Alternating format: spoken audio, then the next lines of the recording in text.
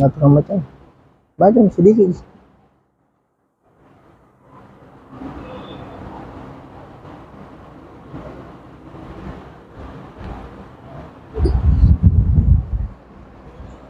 Baca semampunya.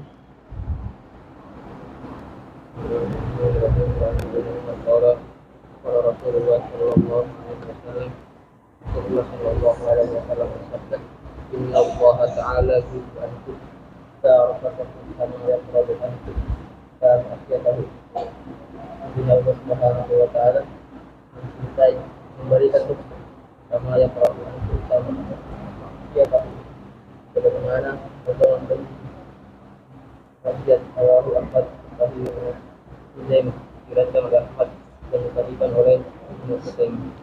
Wa Ibnu Hibban dan Muslim. Apabila riwayat ini atau riwayat sama itu kita ada sebagai Allah Subhanahu wa ta'ala memberikan kepada masyarakat kepada tempat tinggal juga wa inna al-usul mengarahkan dan tidak bahwasanya itu masyarakat yang apa yang diperlihatkan dan hukum karena adanya itu wajib apa kalau dia Masahalahu.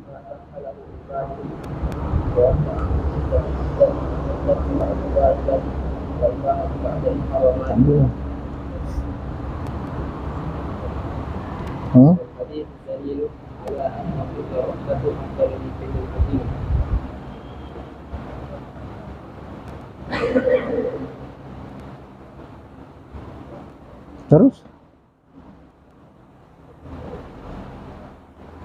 mic-nya pasang mic-nya enggak bunyi mic sebelum mic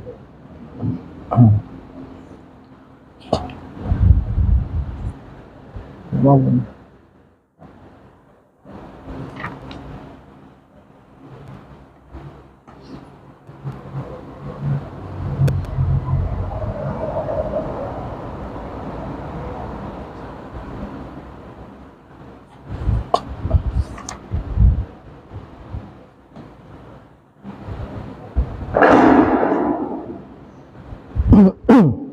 Bismillahirrahmanirrahim. Alhamdulillahirabbil alamin wassalatu wassalamu ala asyrafil anbiya'i wal mursalin wa ala alihi wa sahbihi wa man tabi'ahum bi ihsanin ila yaumiddin. Amma ba'd. Alhamdulillah kita kembali melanjutkan kajian kita pada subuh hari ini, lanjutan pembahasan kitab Subulus Salam Syarh Bulughul Maram min Jam' Adillatil Ahkam karya Al-Imam As-San'ani rahimahullah ta'ala rahmatan wasi'ah. Kita masih pembahasan kitab shalah, bab sholatil jamaah wal imamah, bab atau kumpulan hadis-hadis tentang salat berjamaah dan imam. Itu sudah pindah salah di sini. Bab tentang salatul musafir wal marid. Saya baca di atas sini. Masih pembahasan tentang bab salatil musafiri wal marid. Salatnya orang-orang bepergian jauh dan orang-orang yang sakit.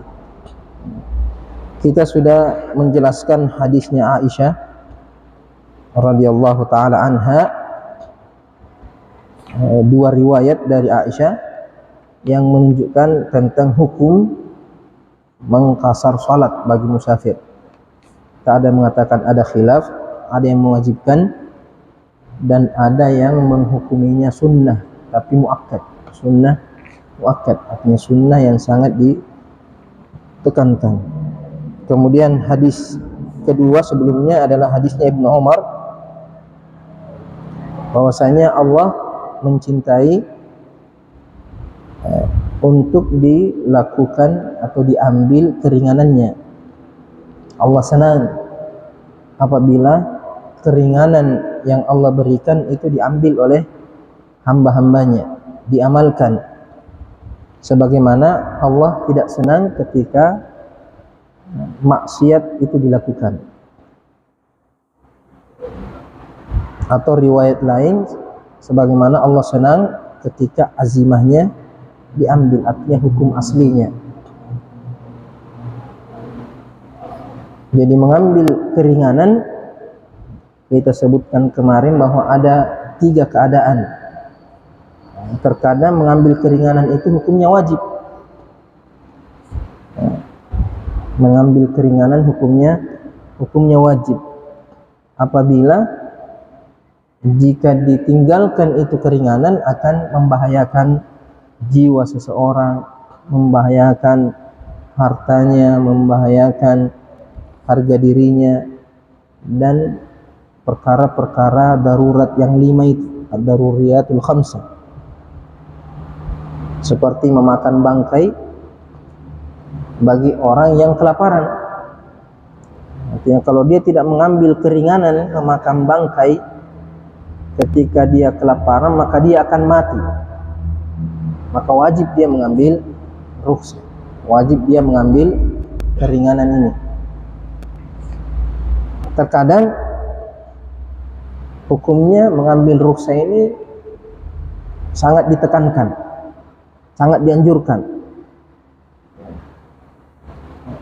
Ketika apabila seorang tidak mengambil keringanan akan tersiksa, memberatkan dirinya sendiri, menyulitkan, tidak sampai mati, tidak sampai binasa, tapi memberatkan diri sendiri. Seperti berpuasa ketika dalam perjalanan jauh, padahal dia tidak mampu, tersiksa dia berpuasa. Padahal ada keringanan untuk tidak berpuasa di bulan Ramadan ketika bepergian jauh atau sakit, tapi dia paksa dirinya untuk puasa, padahal dia sudah menderita, sudah tersiksa. Padahal ada keringanan untuk tidak berpuasa bagi orang yang sakit. Di sini Nabi mengatakan laisa minal birri as-siyamu fis safar. Tidak termasuk kebaikan berpuasa dalam keadaan bepergian jauh. Kapan itu? Ketika puasanya itu akan menyulitkan dia, memberatkan dia. Kemudian terkadang rukhsah itu pilihan, ya, kalau dilakukan baik, kalau tidak dilakukan tidak juga, sama-sama. Sebagaimana Allah senang diambil keringanannya, Allah juga senang dilakukan hukum aslinya atau azimahnya. Seperti orang yang mampu berpuasa di dalam perjalanan, mampu berpuasa artinya dia fisiknya bagus, kuat, atau perjalanannya tidak terlalu melelahkan. Kalau dia mau mengambil rukhsah, bagus. Kalau dia tidak mengambil rukhsah, tidak apa-apa juga. Apalagi terkadang melihat kondisi. Terkadang berpuasa di luar bulan Ramadan lebih berat daripada berpuasa di dalam bulan Ramadan. Mending berpuasa dalam perjalanan di bulan Ramadan terkadang daripada puasa sendiri nanti di luar bulan Ramadan. Biasanya keadaannya berbeda, situasinya berbeda. Jadi dilihat kondisi seseorang, kapan dia mengambil keringanan, kapan dia tidak mengambil keringanan. Cuma dalam salat qasar ini atau mengqasar salat bagi musafir itu lebih afdal mengambil keringanan, lebih afdal mengambil keringanan. Kenapa? Karena Nabi SAW tidak pernah didapati itu tidak mengqasar salatnya kalau dalam perjalanan, baik perjalanannya sulit ataupun perjalanannya ringan. Maka nanti kita lihat Nabi hanya pergi ke Dzulhulaifah itu sekarang biasanya disebut Bir Ali, tempat mikatnya ahli penduduk Madinah. Itu Nabi ketika di Madinah, kata Anas, salat duhur 4 rakaat di Madinah. Ketika sudah tiba di Dzulhulaifah, itu Nabi mengqasar salatnya, mengqasar salat ketika tiba di Dzulhulaifah. Padahal antara Zulhulaifa dengan Madinah itu hanya beberapa kilometer saja, tidak jauh, menunjukkan bahwa bagi orang yang musafir mengqasar itu lebih afdal, apakah kesulitan ataupun tidak kesulitan. Hadis selanjutnya, hadis Anas bin Malik di sini akan membahas tentang jarak tempuh seorang bepergian jauh sehingga boleh dia mengqasar salat. Berapa jarak tempuhnya seorang itu dikatakan bepergian jauh, kemudian boleh mengambil rukhsah keringanan itu. Qala al-Imam Al-Hafiz Ibnu Hajar dalam Bulughul Maram mengatakan, wa an Anas, dari Anas bin Malik radhiyallahu taala anhu, pelayannya Nabi sallallahu alaihi wasallam. Anas bin Malik melayani Nabi selama 10 tahun. Sejak awal tiba di Madinah itu ibunya sudah datang kepada Nabi. Katanya, Rasulullah, ini anak saya Anas, tolong jadikan pelayan. Jadi ibunya langsung datang suruh anaknya jadi pelayan, karena dia tahu bahwa melayani Nabi ini bukan sembarangan. Bayangkan segala kebutuhan Nabi dia yang urus, dan umurnya masih 10 tahun. Umurnya masih 10 tahun. Sama seperti nazarnya istrinya Maryam, istrinya Imran, wa id qalat imratu Imran rabbi inni nazartu laka ma fi batni muharraran fataqabbal minni. Jadi istrinya Imran ketika merasa sudah mengandung seorang anak dalam perutnya, dia bernazar, ya Allah, kalau anak saya lahir, saya niatkan dia jadi pelayan Baitul Maqdis, muharrar. Muharrar itu yang tinggal di Baitul Maqdis, mengurus segala urusan-urusan, jadi marbot kalau istilahnya zaman sekarang. Jadi pegawai syaratnya masjid, tukang sapu-sapunya, apanya, semuanya. Karena melayani rumah Allah. Kalau zaman sekarang orang mungkin pandang rendah pekerjaan seperti itu. Jadi imam masjid, jadi tukang azan, jadi tukang sapu-sapunya masjid. Nah itu jangan pandang enteng. Bukan sesuatu yang sepele di sisi Allah. Sekalipun manusia menganggap sepele, menganggap sepele. Mungkin datang melamar anaknya, apa kerjamu? Tukang bersih-bersih masjid. Aduh, sudah mundur. Padahal tidak. Makanya ketika ada seorang wanita kulit hitam, itu tukang sapu-sapunya Masjid Nabawi, Masjid Nabi. Di masa Nabi ada seorang wanita, itu kerjanya membersihkan masjid, dia menyapu masjid. Suatu hari meninggal. Nabi cari-cari, mana itu orang itu yang sering. Nabi sering lihat dia menyapu di masjid. Akhirnya Nabi bertanya, bilang, mana itu yang biasa menyapu? Bilang, meninggal tadi malam ya Rasulullah. Tadi malam dia meninggal. Rasulullah mengatakan, kenapa tidak bangunkan saya? Kenapa tidak bangunkan saya sholat? Ya, kami tidak mau mengganggumu ya Rasulullah. Artinya mungkin dianggap bahwa orang biasa sih. Tidak perlu sibuk-sibuk kasih bangun Nabi. Nabi tidak bisa. Seandainya kau bangunkan saya. Akhirnya apa? Nabi pergi ke kuburannya, Nabi sholati di kuburannya. Ini menunjukkan bahwa mungkin di sisi manusia sesuatu yang sepele, sesuatu yang rendah, tapi di sisi Allah sesuatu yang mulia kalau dia ikhlas. Jadi ibunya Anas, Ummu Sulaim, ibunya Anas, Ummu Sulaim datang kepada Nabi menawarkan anaknya untuk menjadi pelayan Nabi. Akhirnya Anas bin Malik melayani Nabi sampai Nabi wafat 10 tahun.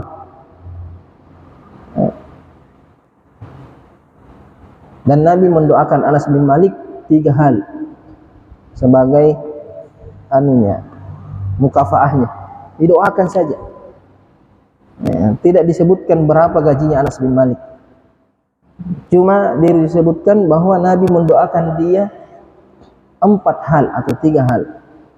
Pertama, didoakan panjang umurnya. Allahumma atil umrah. Ya Allah, panjangkan umurnya. Sampai Anas bin Malik itu sahabat yang paling terakhir meninggal di Madinah. 100 tahun lebih umurnya Anas bin Malik. Ya. Wa aksir malahu, perbanyak hartanya, menjadi sahabat paling kaya di Madinah. Orang panen 1 kali saja 1 tahun, dia 2 kali dalam 1 tahun. Makin banyak. Wa aksir waladahu, perbanyak anaknya. Sampai-sampai sudah meninggal 100-an anaknya, dia masih hidup. 100 anaknya, hampir 100 anak. Panjang umurnya, banyak anaknya. Kemudian ada lagi satu, kata Anas, satu lagi belum saya dapatkan. Nah, yang 3 ini saya sudah dapatkan. Saya sudah lihat doanya Nabi yang 3 ini. Umur saya panjang, harta saya banyak, anak saya banyak. Satu lagi, waghfir dzambahu, ampuni dosa-dosanya. Ini Mami yang saya tunggu. Jadi Anas bin Malik ini salah seorang sahabat Nabi, termasuk paling banyak riwayat hadisnya. Kenapa? Karena selalu bersama Nabi, baik ketika di Madinah ataupun keluar Madinah, selalu bersama, selalu mendampingi Nabi.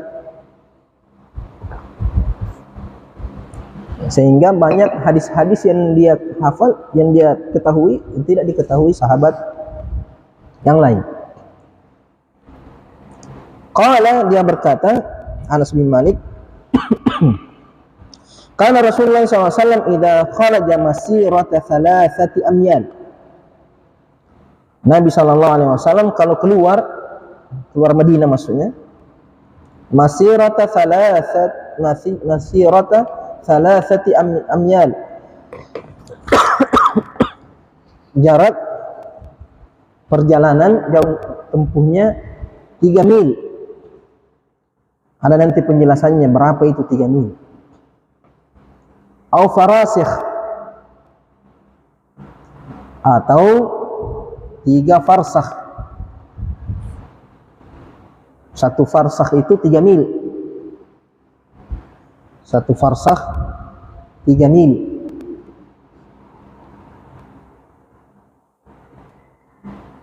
Jadi Nabi kalau keluar bepergian jauh, sejarak atau sejauh 3 mil atau 3 farsakh, shalla raka'ataini. Nabi hanya salat 2 rakaat, artinya mengkasar salatnya. Yang 4 rakaat hanya dilakukan 2 rakaat. Rawahu Muslim, hadis ini diriwayatkan oleh Imam Muslim.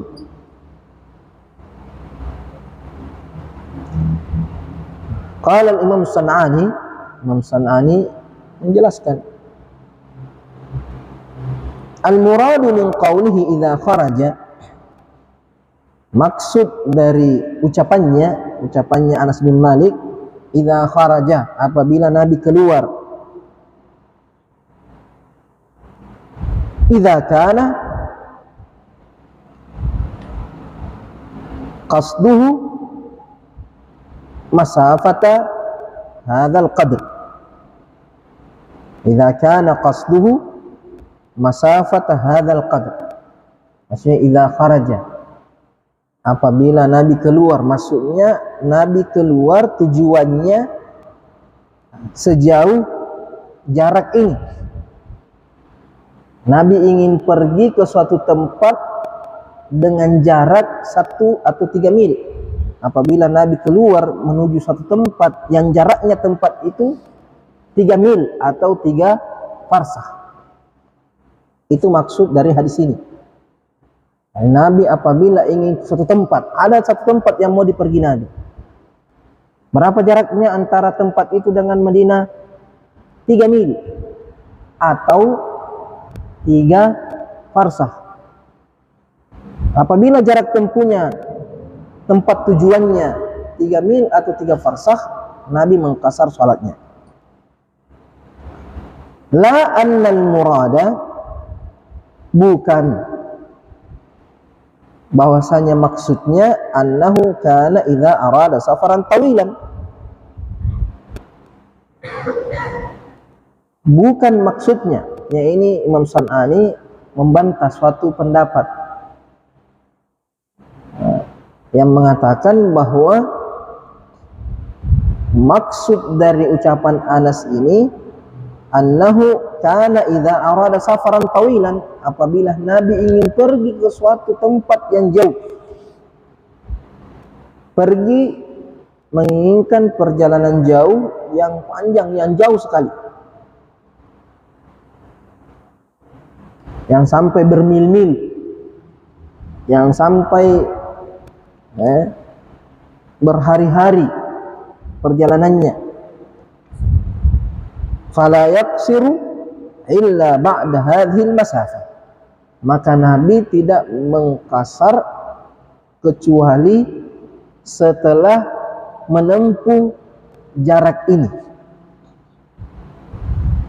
yaitu 3 mil atau 3 farsakh. Jadi ada dua penafsiran ulama tentang maksud dari Anas bin Malik. Apa maksudnya Nabi apabila keluar sejauh 3 mil atau 3 farsakh Nabi mengqasar? Apa maksudnya ini? Ada dua kemungkinan maksudnya. Yang pertama yang dipilih oleh Imam San'ani, bahwasanya maksudnya kalau memang Nabi tujuannya hanya sampai 3 mil, jarak tempuhnya hanya sampai 3 mil atau 3 farsakh. Jadi seumpamanya mau pergi ke suatu daerah, ternyata tempat itu cuma 3 mil, 3 farsakh, maka Nabi tetap mengqasar. Imam San'ani mengatakan bukan makna yang kedua, bukan makna yang satu, bahwasanya Nabi kalau mau pergi jauh, pergi ke suatu tempat yang jaraknya bermil-mil, Nabi mengqasar kalau sudah sampai 3 farsakh. Perjalanannya masih jauh, masih jauh. Tapi kalau sudah melewati 3 farsakh atau 3 mil baru boleh mengqasar. Jadi sebelum melampaui jarak 3 mil atau 3 farsakh tidak boleh dikasar dulu. Ya. Seumpamanya mau ke Makassar, jaraknya bermil-mil, ya toh? Berapa mil ke Makassar? Tapi saya kalau sudah, kapan saya boleh mengqasar kalau mau ke Makassar? Katakan nanti 3 mil kamu lewati dari Mangkoso, lewat 3 mil baru boleh mengqasar. Nanti di jalan baru boleh mengqasar. Kalau masih di kampung, masih di Mangkoso tidak boleh mengqasar. Atau baru 1 mil, baru 2 mil perjalanan belum bisa. Kapan? Nanti sudah melewati 3 mil baru boleh mengqasar. Kemudian setelah itu lanjut perjalanan. Jadi ada dua penafsiran ulama. Ada yang mengatakan tidak, memang jarak tempuhnya hanya 3 mil, sudah boleh mengqasar. Ada yang tidak, bukan jarak tempuhnya 3 mil, tapi nanti 3 mil baru boleh mengqasar. Ya, nanti 3 mil perjalanannya baru boleh mengqasar.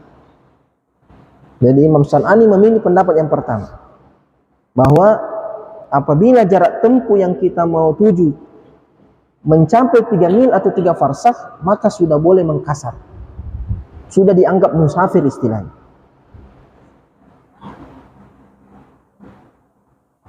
Nah, ini juga yang dipilih oleh Imam Al-Hafiz Ibnu Hajar di Fathul Bari. Wa qawluhu amyal, qawluhu amyal, amyal itu jamaknya mil, milun mufrad, amyal jamak.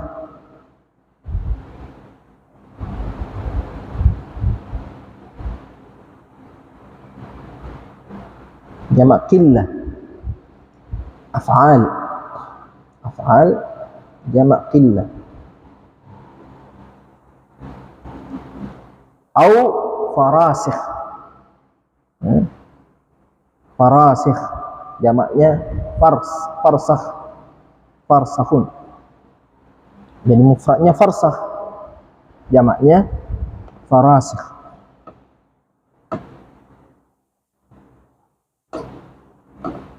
Jika muntahal jumu masajid, fa'ail. Tadi ada riwayat, atau di dalam riwayat ini mengatakan amyal, salasati amyal au farasikh. Syakkun minar rawi, syakkun minar rawi, keraguan dari perawi. Artinya perawinya ragu, apakah Anas bin Malik mengatakan 3 farsakh atau 3 mil. Ada ragu, perawinya ragu. Yang ragu di sini Syu'bah bin Hajjaj, perawi hadis ini, katakan 3 mil atau 3 farsakh. Jadi au di sini lisyak, au lisyak.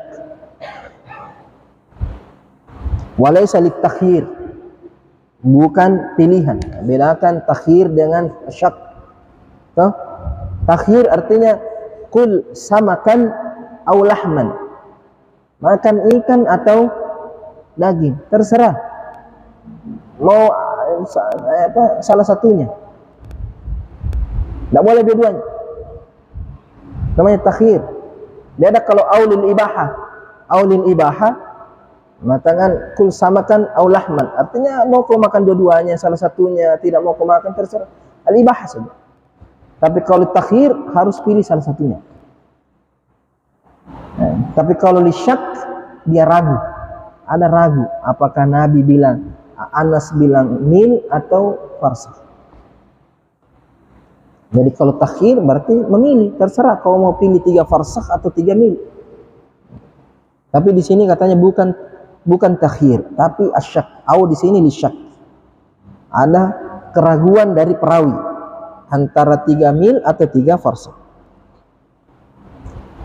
Walaysa takhiru fi aslil hadis, bukan pilihan pada pokok hadisnya. Jadi hadis ini tidak menunjukkan pilihan.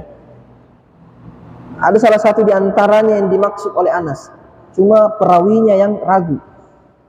Apakah Anas bin Malik maksudnya 3 mil atau 3 farsakh? Qala al-Khattabi syakka fihi Syu'bah. Imam Al-Khattabi berkata bahwa yang ragu di sini adalah Imam Syu'bah bin Hajjaj, Amirul Mukminin fil hadis, ahli hadis.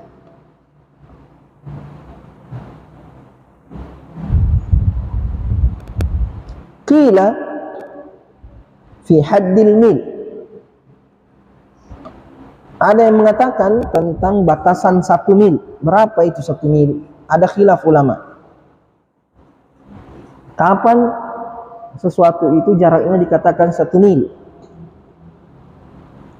Qila fi haddil mil, dikatakan tentang batasan 1 mil itu huwa ayyanzura ila syakhs, yaitu seseorang melihat orang lain jauh. Ada orang yang dia lihat dari kejauhan. Fi ardin mustawiyah, artinya di tanah yang datar, padang yang datar, padang pasir, atau di sawah seumpamanya yang datar. Artinya orang bisa kelihatan dari jauh. Fi ardin mustawiyah, tanah yang datar, bukan tanah yang berbukit-bukit. Karena kalau berbukit-bukit tidak kelihatan orang di samping bukit, itu maksudnya. Artinya tanah yang datar. Kamu lihat seseorang, fala yadri, kemudian dia tidak tahu, ahuwa rajulun amra'ah. Artinya kalau ada orang berdiri, sebenarnya tuh mau kau ukur di 1 mil, tapi ini pandangannya orang yang normal, jangan orang buta. Orang buta biar 1 meter tidak tahu ini siapa ini orang. Artinya orang yang normal pandangannya. Suruh jauh, pergi jalan sana, jalan. Semakin jauh dia sudah tidak bisa bedakan itu laki-laki atau perempuan. Jadi masih dia lihat orangnya, tapi dia lihat ada orang di sana berdiri. Nah, laki-laki atau perempuan? Nggak tahu. Pokoknya bentuk tubuh saja di situ dia lihat, tidak bisa dia bedakan laki-laki dan atau perempuan. Berarti itu sudah jarak 1 mil. Itu sudah jarak satu mil. Tapi kalau masih bisa membedakan laki-laki perempuan, belum 1 mil itu. Ya. Karena orang-orang dulu itu pakai ukuran seperti itu. Pakai ukuran seperti itu. Belum ada ukuran-ukuran yang sekarang itu 1 meter, 2 meter, belum ada. Atau selain itu. Atau kamu tidak bisa bedakan antara pohon dengan manusia. Itu pohon berdiri saja pohon atau manusia. Kamu lihat bendanya, tapi tidak tahu membedakan laki-laki atau perempuan, orang tua atau anak muda, tidak bisa kau bedakan. Waqala An-Nawawi, Imam Nawawi berkata, huwa 6,000 dhira'in. 6,000 dhira'in. Kalau Imam Nawawi mengatakan 1 mil itu 6.000 siku. Siku itu dari ujung jari tengah sampai di siku. Punya orang Arab, bukan orang Indonesia, kecil-kecil. Orang Arab yang panjang tangannya biasanya besar-besar. 6.000 siku. Wadh-dhira'u, sedangkan 1 siku berapa ukurannya 1 siku? 24 usbu'an. Mu'taridatan, muta'adilatan. 1 siku berapa? 1 siku itu 24 jari berjejer. 20 jari dikasih jejer membentang. Jadi bukan begini jarinya, bukan. Tapi berjejer begini. Jari yang normal. Jangan juga yang kurus, kecil sekali jarinya. Jangan juga yang gendut, yang besar sekali jarinya, tidak. Yang sedang. Jadi coba hitung, berapa kasih cukup 20 jari, berarti harus 2 orang, 3 orang, karena 1 orang cuma 10 jarinya. Jadi susung 24 jari, itulah 1 siku. Misalnya sini 4 tambah 4 tambah 4 tambah 4 tambah 4 begitu. Jadi 1 siku itu 24 jari berjejer. 1 jari berapa? Wal usbu' 6 sya'iratin mu'taridatin muta'adilah. Sedangkan 1 usbu' itu 1 jari mengatakan 6 gandum, atau 6 kalau tidak sini beras lah, gandum. Di baris juga dijejer 6 biji gandum dijejer, juga dijejer memanjang, bukan dijejer. Jadi kalau beras kan ada panjang ada lebarnya tuh. Di 6 beras dijejer memanjang. Tapi beras juga yang atau gandum yang normal, bukan gandum yang besar, bukan juga gandum yang kecil. Jadi begitu dulu cara ukur-ukurannya orang dahulu. Jadi 1 usbu 6 gandum dijejer. Kemudian 1 dhira' itu 24 usbu. Kemudian 1 mil 6.000 dhira'. 6.000 dhira', 1 mil. Wakilah, ada juga yang mengatakan huwa 12.000 qadam biqadamin insan. Ada yang berpendapat bahwa 1 mil itu 12.000 kaki. 12.000 kaki.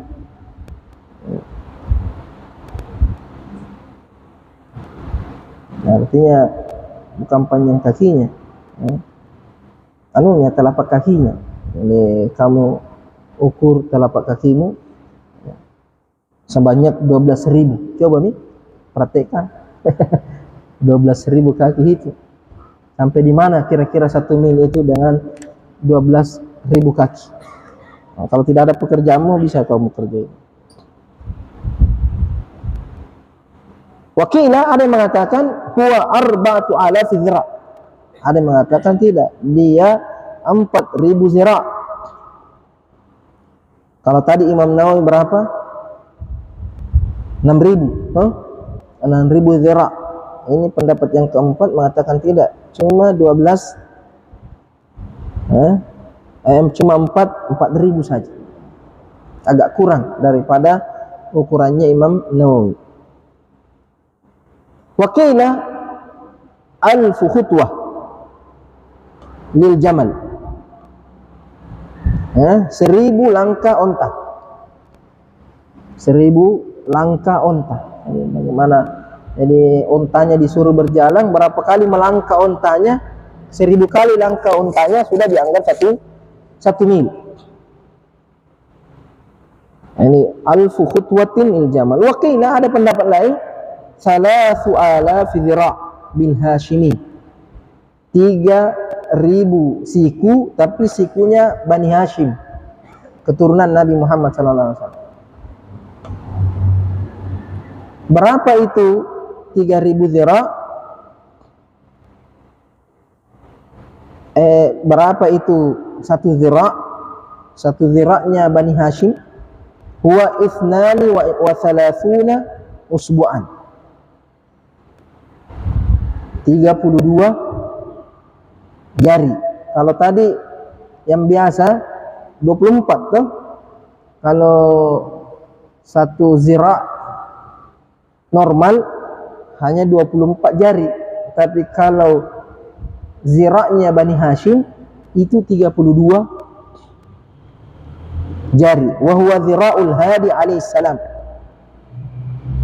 Ini katanya satu zira'nya Imam Al-Hadi, salah seorang ulama mazhab Syiah Zaidiyah.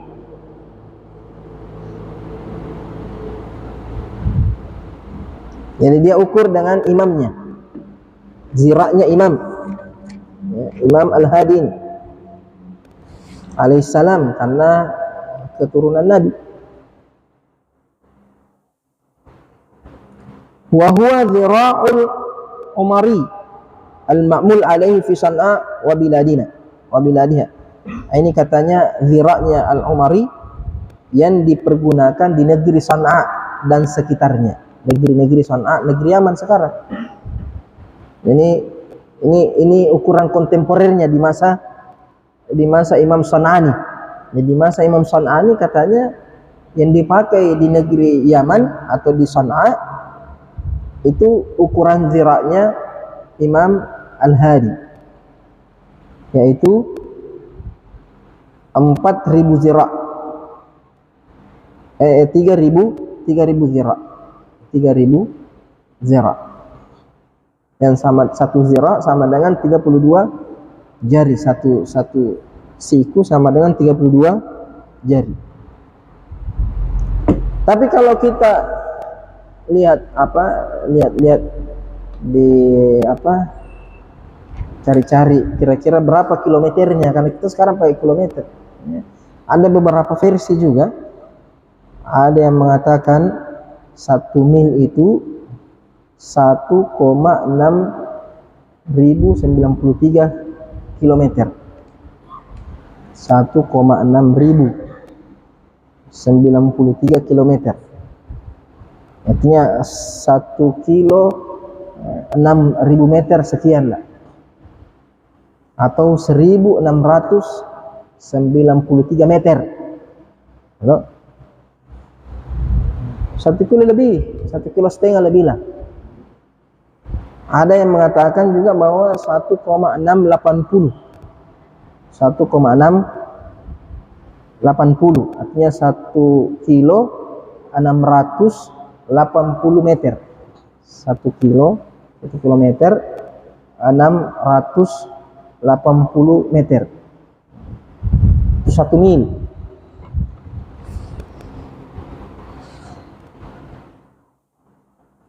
Karena banyaknya versi, makanya kilometernya juga banyak versinya juga. Tapi sekitar itulah. Ambil ukurannya 1.600 meter atau 1 kilo 600 meter, 1 kilometer 1 kilo 600 meter, atau kasih lebih 1 kilo 700 meter kalau mau lebih-lebihnya. Jabrul kasr istilahnya, jabrul kasr atau al-itmam.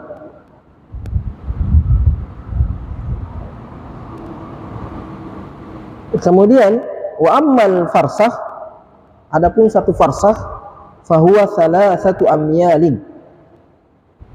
Satu farsakh itu 3 mil.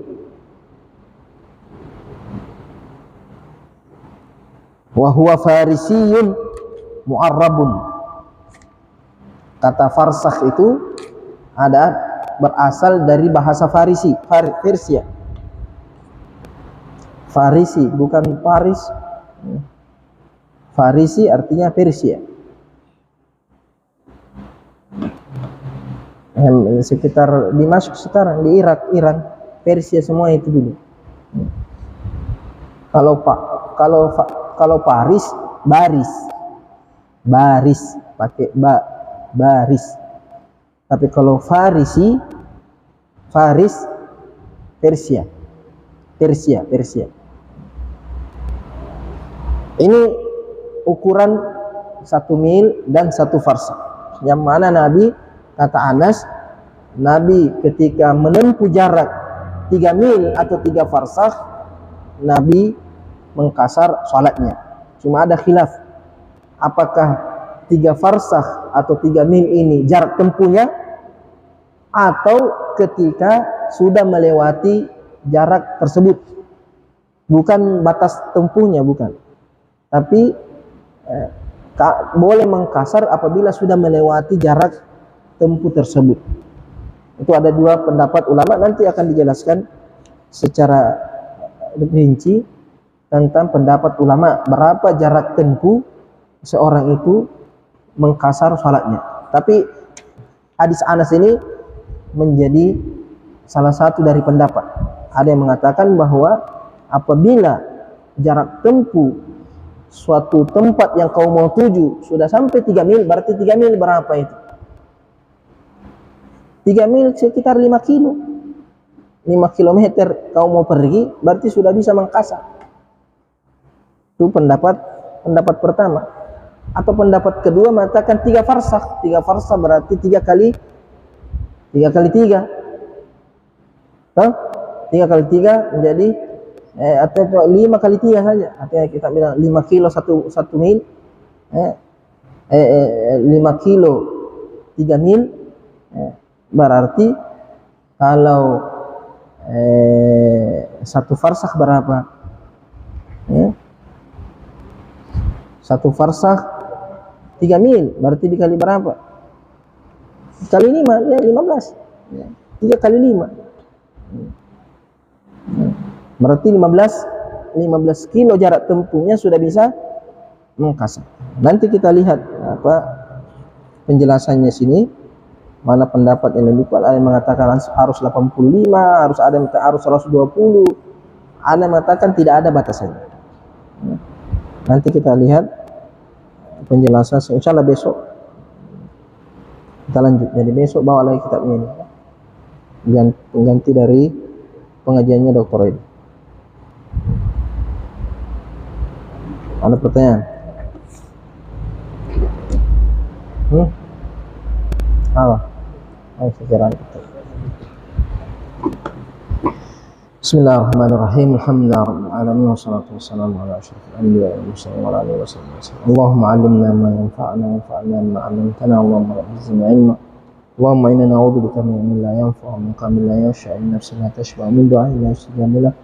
Sallallahu ala sayyidina Muhammadin wa ala alihi wasallam. Alhamdulillahi rabbil alamin.